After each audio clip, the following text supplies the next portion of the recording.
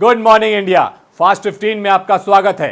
केवल आपके 3 मिनट और आप जानेंगे पूरे दिन की खबर।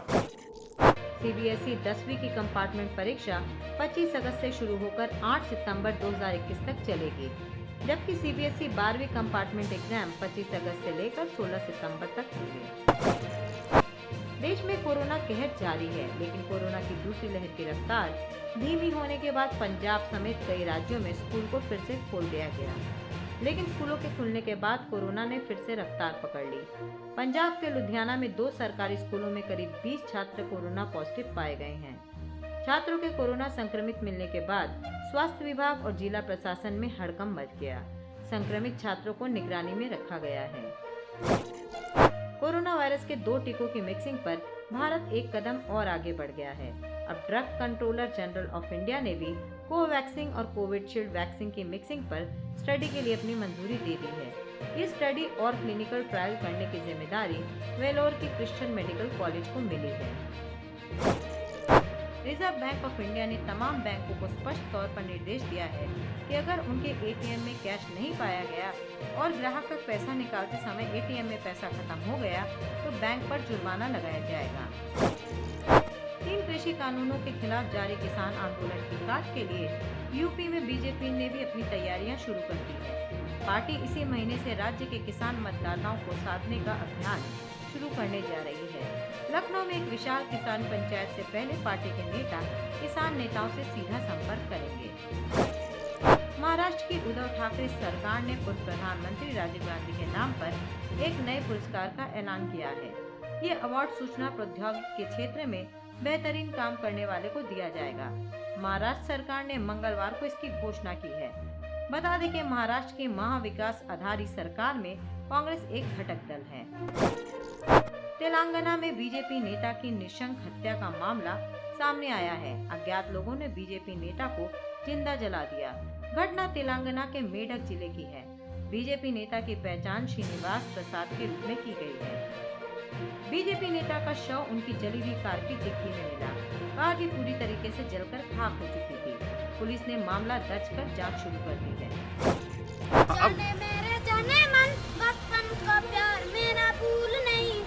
सोशल मीडिया पर अपने गाने से धमाल मचाने के बाद अपने गाने से फेमस हुई सेदो दिर्दो अब इंडियन आइडल 12 के सेट पर भी पहुंच गए। इतना ही नहीं, यहाँ भी उसने जज और कॉन्टेस्टेंट के साथ खूब मस्ती की। कोरोना की दूसरी लहर ने पूरी दुनिया में तबाही मचा दी है। इसकी दूसरी लहर ने लोगों को बुरी तरह तोड़ दिया है। इस जानलेवा कोरोना वायरस से संक्रमित होकर लोगों की जान गई, बल्कि कई लोगों ने अपने को खोया भी। इस बीच दिल्ली की 87 साल की उषा गुप्ता ने इंसानियत की बड़ी मिसाल पेश की है। 2-3 तरह का अचार बनाए तो इन्होंने अपने लेबिल छपाने, बोतल खरीदने अपने आप ही मुझे बिल्कुल बिना बताए सब कुछ छोटे कार्ड भी छपवा लिए कि उसमें एक लाइन भी लिख के देना। और ये सब करके इन लोगों के तो ऑर्डर आने शुरू हो गए। तो मुझे बड़ा अच्छा लगा। मैंने कहा चलो एक ड्रॉप इन द ओशन मेरी तरफ से भी हो जाए, कुछ कोरोना के निमित्त कुछ रिलीफ किसी को मेरी तरफ से हो जाए, ऐसे मैंने स्टार्ट किया। दुनिया भर में कोरोना फैलाने के बाद चाइना लगातार नई नई बीमारी का गढ़ बनता जा रहा है, जिसका खामियाजा पूरी दुनिया को भुगतना पड़ रहा है। अब खबर यह है कि चीन में एक और नई बीमारी सामने आई है। चीन ने सोमवार को उत्तरी हेबई प्रांत के चेंगडे शहर से एक अंतराल निमोनिया रोगी की खबर दी है, जिसके बाद पूरी दुनिया में चिंता बढ़ गई, क्योंकि एंथ्रेक्स एक ऐसी खतरनाक और घातक बीमारी है जो जानवरों से इंसानों में फैलता है। बिहार में शिक्षा व्यवस्था पर लगातार सवाल उठ रहे हैं। अब एक ऐसा मामला सामने आया है जो स्थिति की गंभीरता का स्तर दिखता है। बिहार में पोस्ट मैट्रिक स्कॉलरशिप के लिए 3 सालों में एक भी एप्लीकेशन नहीं आई है। ये केंद्र की SC/ST छात्रों के लिए प्रायोजित स्कीम है। उत्तर प्रदेश के मुख्यमंत्री योगी आदित्यनाथ ने हमीरपुर में बाढ़ प्रभावित क्षेत्रों में हवाई सर्वेक्षण किया। इसके बाद उन्होंने बाढ़ प्रभावित लोगों को राहत सामग्री बांटी। भारी पैमाने पर जल छोड़ने के कारण हुआ है। यमुना जी में जो पानी आया है, चंबल कोटा डैम राजस्थान से और बेतवा में माता टीला से काफी बड़ी मात्रा में जल छोड़ने के कारण यहाँ पर बाढ़ की स्थिति हुई है। लगभग 90 गांव इसकी चपेट में आए हैं। स्थानीय हमारे जनप्रतिनिधियों ने, प्रशासन ने, एसडीआरएफ और पीएसी की फ्लड यूनिट बचाव और राहत कार्य के साथ जुटी हुई है। पर्याप्त मात्रा में राहत पैकेट और फूड पैकेट प्रभावित क्षेत्रों में उपलब्ध कराए। इसके अलावा आपदा राहत निधि से पहले से ही हर एक जिला को पर्याप्त धनराशि उपलब्ध कराई गई है, जिसके माध्यम से उन सभी पीड़ित परिवारों को जो बाढ़ से या किसी भी आपदा से प्रभावित हैं, उन्हें राहत सामग्री जिसमें 10 किलो चावल, 10 किलो आटा, 2 किलो दाल, 10 किलो आलू, सूखा में चना, भूजा, तेल, मसाले, नमक, मोमबत्ती, केरोसिन आदि उपलब्ध कराने की व्यवस्था की गई है। प्रत्येक पीड़ित परिवार को यह सहायता उपलब्ध कराई जा रही है। पशुओं के लिए भी चारे की व्यवस्था हर एक जगह उपलब्ध कराने के लिए कहा गया है और ये वितरण भी प्रारंभ हो चुका है। बचाव और राहत कार्य को युद्ध स्तर पर आगे बढ़ाने, जिन गांवों में बाढ़ का पानी चूंकि तेजी के साथ नीचे अब जल घट रहा है, तो वहां पर डायरिया आदि से बचाव के लिए भी आवश्यक व्यवस्था करने के लिए निर्देश दिए गए हैं और प्रशासन पहले से इसके प्रति अलर्ट है। एक आपदा है, सभी पीड़ित परिवारों के प्रति हमारी पूरी संवेदना है। जनप्रतिनिधियों और प्रशासन के अलर्टनेस के कारण किसी प्रकार की जनहानि, पशुहानि अब तक नहीं हो पाई है। बचाव के सारे उपाय किए जा रहे हैं और समय से सबको राहत मिले। सिंचाई विभाग से कहा गया है कि वह इस बात को देखें कि हर दूसरे तीसरे वर्ष यमुना नदी के कारण और बेतवा नदी के कारण हमीरपुर बाढ़ से प्रभावित होता है। इसका स्थायी समाधान का भी एक ठोस प्लान आगे बढ़ाना चाहिए। आज मैं इसीलिए इन सब कार्यों का समीक्षा करने के लिए यहाँ पर आया था। प्रशासन और पुलिस के साथ, जनप्रतिनिधियों के साथ बचाव और राहत कार्यों की पूरी समीक्षा यहाँ पर की है, जो संतोषजनक ढंग से आगे बढ़ रही है।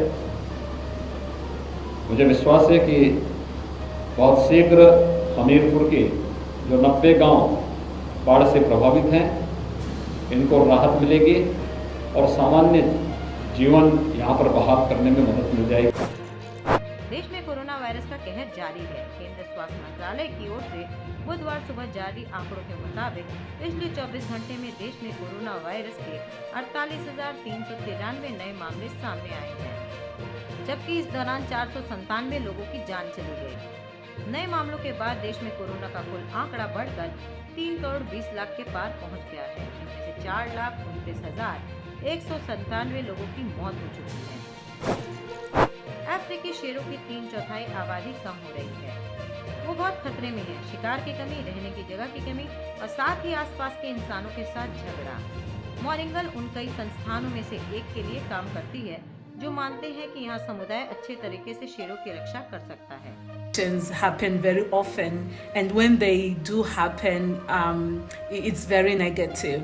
So the lions would end up killing the livestock of these communities, or they would kill or injure people. Then the community retaliates by killing the lion, which is justified because they would have encountered a loss.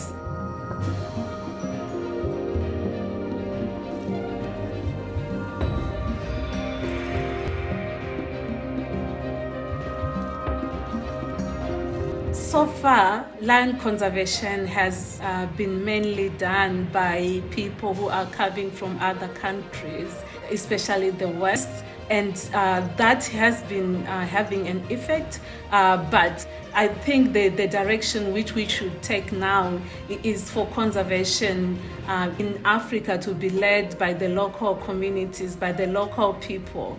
And in that way, the people most affected, if they are at the forefront of the conservation of these lions, then we will start to see a change.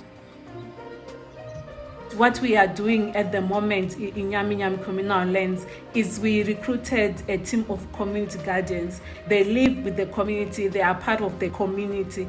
We call them Vatari Lili in Tonga, which means the protectors, because that's their job to protect both the community and the lions. They assess the livestock crows of these households, and when a crow is weak, they can show them how to strengthen the crow so that it is predator proof.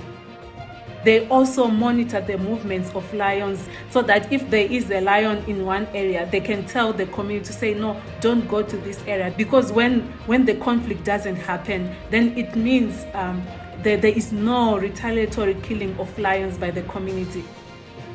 We are starting to see an increase in the number of people who are reporting when they see a footprint of an animal. Before that, people were not even reporting when an incident happened because they felt like the authorities and other people did not care much about what happens to them, and they only cared about the wildlife. I am very optimistic. The efforts that we are doing right now will ensure that the lions will be there in 50 years' time.